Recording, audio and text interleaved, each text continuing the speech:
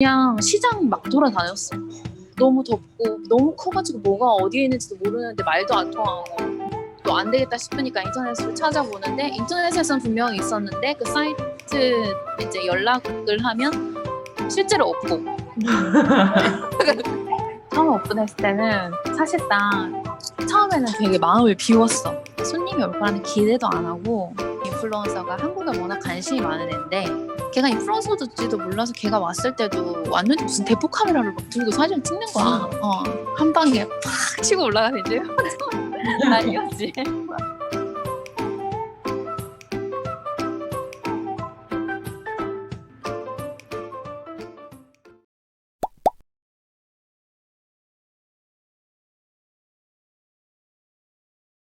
일단 우리가 처음에 여기 왔을 때는 뭐 장소도 없고 아무것도 없었어. 우리 집도 없고 아무것도.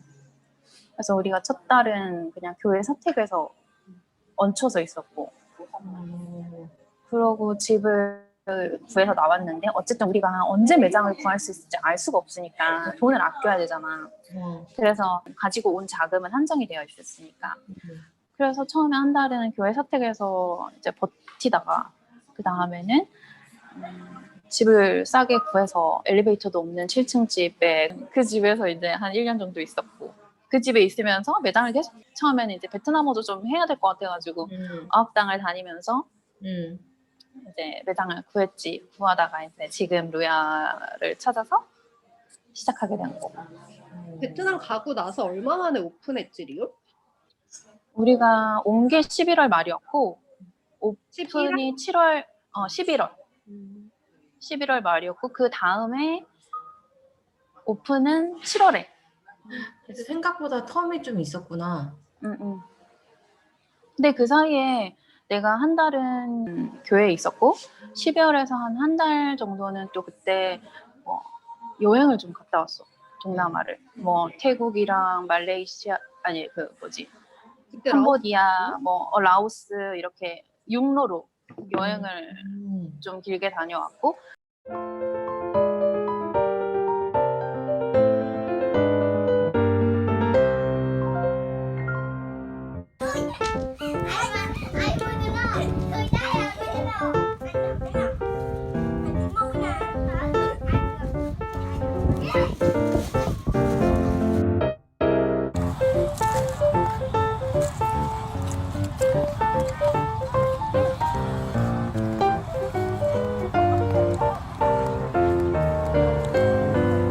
여기는 캄보디아 시장에서 바나나 튀김 사서 먹으면서 고구마네요.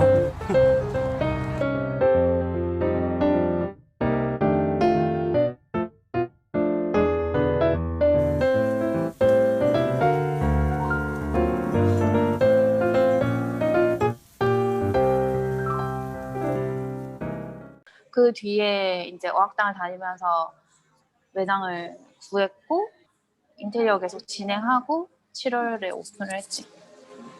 그러면 매장 구하고 오픈할 때까지 얼마나 걸린 거야? 한 2개월? 2개월 정도 걸린 것 같아.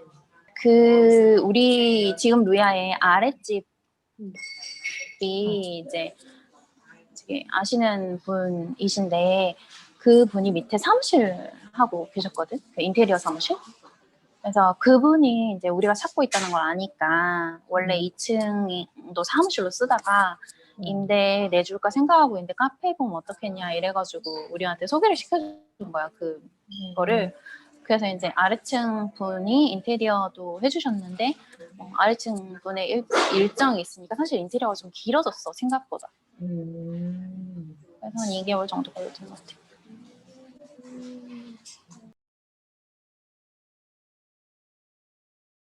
그 인테리어 하고 이런 거 하는데 준비하는데 뭐 어려움은 없었어요?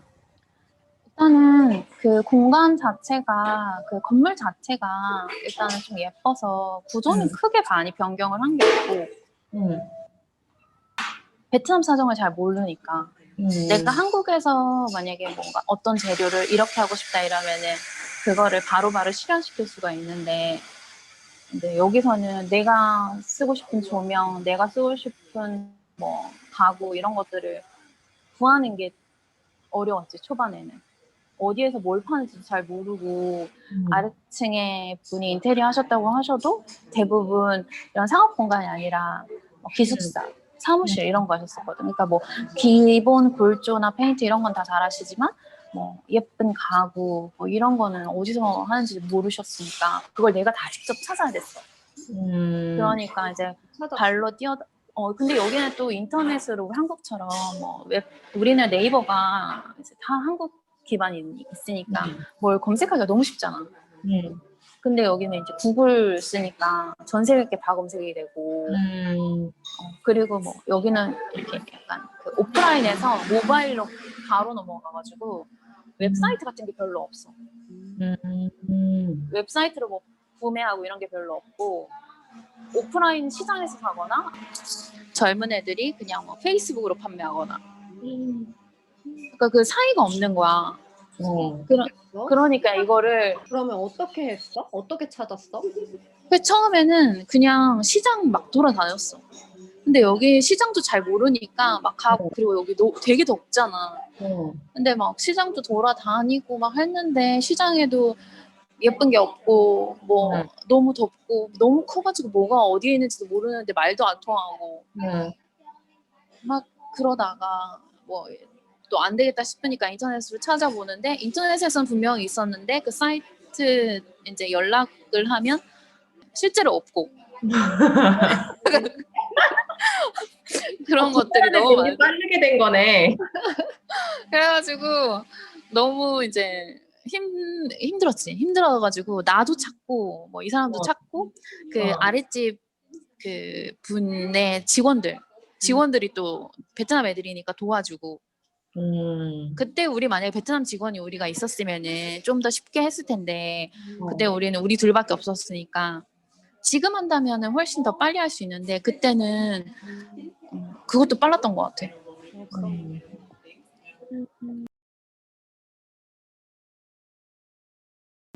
그러면 준비 다 마치고 루야 처음 딱 오픈했을 때 어땠어? 처음 오픈했을 때는 사실상 처음에는 되게 마음을 비웠어.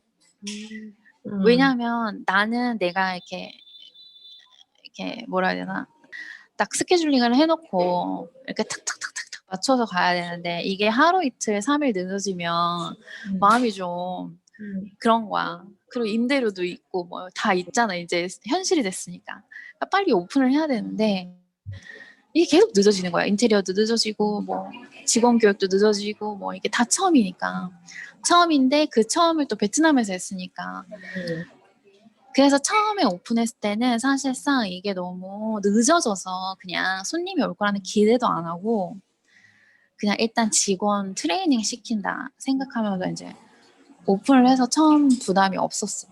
첫날은 전혀 부담이 없었어.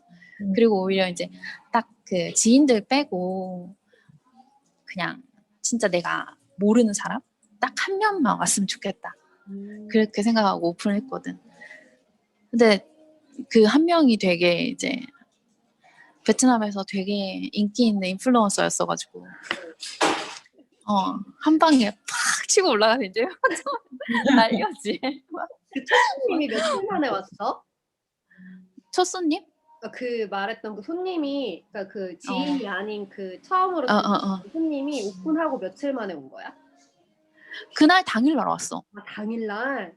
당일날 왔는데 우리가 아침에 한 뭐 그때 10시인가 11시인가 오픈을 했고 그 다음에 지인들이 막 왔고 그러고 나서 그 사람이 한 3시인가 4시인가에 왔어. 어떻게 왔대? 3시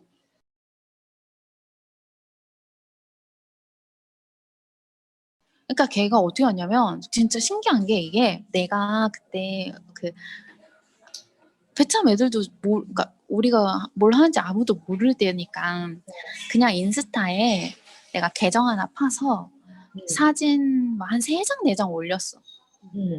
사진 3장 4장 올렸는데 나도 연습한다 치고 그 우리가 그 옛날에 너가 왔던 그 우리 집 거기가 한인타운인데 베트남 한인타운이 세계적으로 이거 한인타운이 되게 큰 지역이거든. 그래가지고 여기 커뮤니티가 되게 잘 돼 있어서 한인들이 엄청 많이 산단 말이야. 그래서 거기 살 때 카페를 오픈하기 전에 내가 이제 테스트를 한다고 뭐 이렇게 디저트랑 뭐 음료랑 몇 개 만들어가지고 플리마켓에 참여한 적이 있어. 어. 근데 그 플리마켓에서 이제 참여할 때 만들었던 것들을 인스타에 올렸었거든.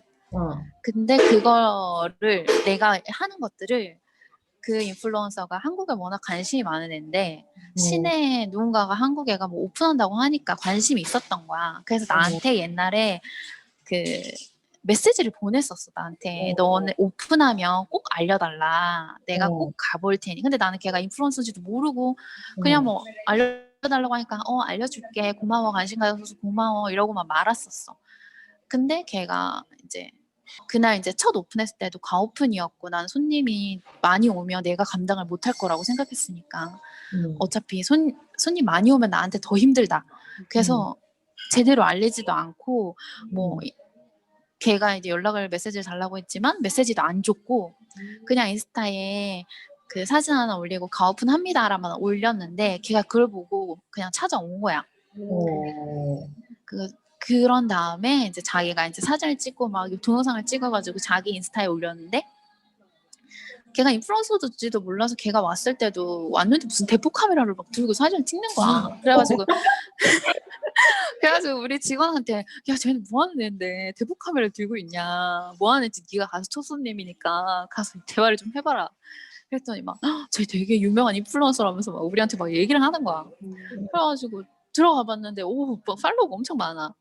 근데 그러고 나서 걔가 가고 나서 저녁부터 손님이 갑자기 들어오는 거야. 바로 올린 거야? 바로 올렸어. 그래가지고 저녁부터 손님이 막 들어와. 그리고 뭐지? 왜 손님이 들어오지? 막 이러다가 그 다음날 손님이 너무 많이 와서 감당이 안 되는 거지. 그래서 걔가 보통은 이제 광고 협찬을 받아서 글을 올리는 애인데 걔가 이제 직접 와서 그것도 되게 큰 장문으로 되게 좋은 얘기를 많이 적어서 포스팅을 해주니까 이제 다른 애들이 보고 온 거야. 그래가지고 팔로워도 갑자기 몇백 명 막 이렇게 늘어난 거지. 그래가지고 이제 처음에 그랬었지.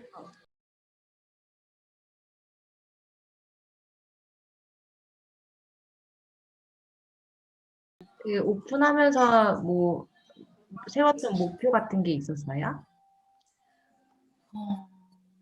목표. 나랑 사실상 남편이랑 목표가 좀 달랐던 것 같긴 한데 남편 원래 옛날부터 사업했었으니까 목표치가 엄청 커서 이거를 이제 몇십 호점까지 해가지고 막 여기서 막 이렇게 돈을 많이 벌어야지 막 이런 게 제일 큰 목표였던 것 같고 나도 이제 그게 되면은 가장 좋지만 그냥 내가 원하는 공간을 만들고 싶었고 근데 아직도 나는 내가 만든 공간을 보면서도 좀 약간 자기 반성을 많이 하는 것 같아. 왜 이것밖에 못하지? 막 이런 거. 왜? 어떤 포인트에서? 쉬는 시간에 내가 주로 하는 일은 뭐 그냥 한국에서 올라오는 포스팅들 이런 거 보면서 메뉴 아니면 새로운 카페 이런 거 보는데 너무 예쁜 데가 많아. 그러니까 내가 이런 걸 하고 싶었는데 싶은 너무 예쁜 곳이 많아. 그리고 나는 과연 내 취향을 100% 묻어내고 있나라고 물어보면 못하고 있다고 나는 대답하게 되는 거야, 내 스스로. 그러니까 이런 거 같아. 이게 베트남에 와서 내가 이거를 실패한다는 거는 수익이 안 나는다는 거지. 왜냐면 이거는 우리 둘의 생계가 달려있는 일이니까. 이게 내가 만약에 취미로 하는 거면은 그냥 취미로 하는 거면 취향을 100% 묻어낼 수 있겠는데 이게 돈이 돼야 된다는 생각이 있으니까 이게 내가 중심을 잡아야지라고 생각을 하더라도 돈이 되는 쪽으로 결정이 기울 때가 많이 있다고 생각이 들어. 그러다 보니 내가 원하던 건 이런 건 아니었지만 현실은 이러니까 어느 정도 타협할 수밖에 없는 어떤 선들이 생기고 그러다 보니 이제 뭔가 100% 내 취향이 묻어나는 공간? 이냐라고 물어보면 그것까지는 아닌 것 같아 라고 말이 드는 거지. 예를 들면 나는 이걸 A라는 걸 좋아하는데 베트남 애들은 B를 좋아하면 나는 그걸, 그러니까 예를 들면 이런 거야. 나는 커피 외에는 음료를 잘 안 먹어. 근데 베트남 애들은 커피를 안 먹어.